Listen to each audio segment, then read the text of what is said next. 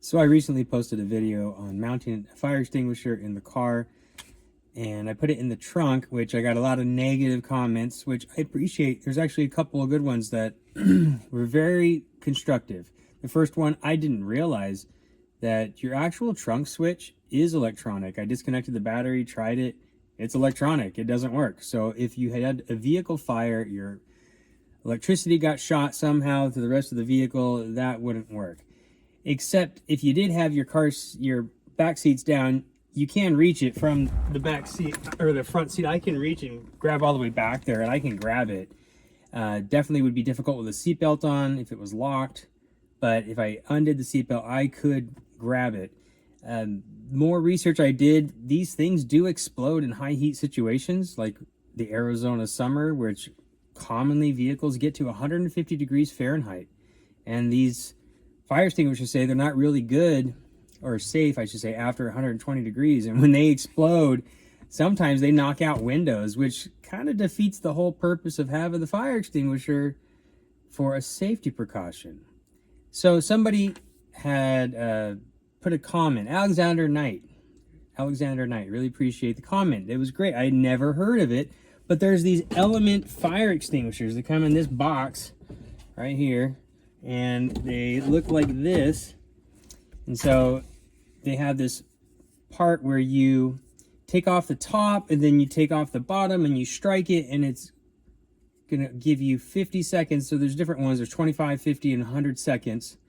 So the 50 is the most common, and it came with this connecting bracket. And I was looking all around to where to put it in the car, but in reality, when you have this rubber connecting bracket, and I'll put a link in the description below because there was a few different ones to choose from. But when you have this rubber connecting bracket, it fits right in the door of the car, and it doesn't rattle, it doesn't move, it just sits snugly, but yet it props it up just enough so it's at an angle, and then you can just grab it. I can grab it with, like here with a hand, I can grab it from the top, I can grab it with the other hand. It's really accessible, and I'm not even gonna mount it. I'm just gonna stick it in the door pocket. Okay, here's the unit with the two different mounts on it. And they do have, again, areas you can mount. You have screws that you can put in, or holes, I should say, for screws. And when you put it in, if you just put it in just like this, it's pretty accessible. I mean, that's pretty fast. So from there, and it doesn't rattle if you just push it down a little bit, it is pretty snugly in there. And so you don't even need to mount the dang thing. I think that's just fine. Again, I can grab it pretty darn fast. And the other nice thing about these elements is they can withstand up to 340 degrees Fahrenheit, and they're still functional.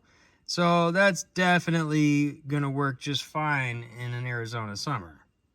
So the other thing too, that although they are a little bit pricey, that the typical fire extinguishers, you need to maintain them and you need to check them. This one has no issues with that. You don't need to check it. You don't need to maintain it. Some sites I saw said 10-year expiration date. Other sites said no expiration date. And then also you get a longer actual fire blasting time when you're with your extinguisher, because on average, the other fire extinguishers are only like 10 seconds. And this thing goes to 50, of course, depending on which one you get.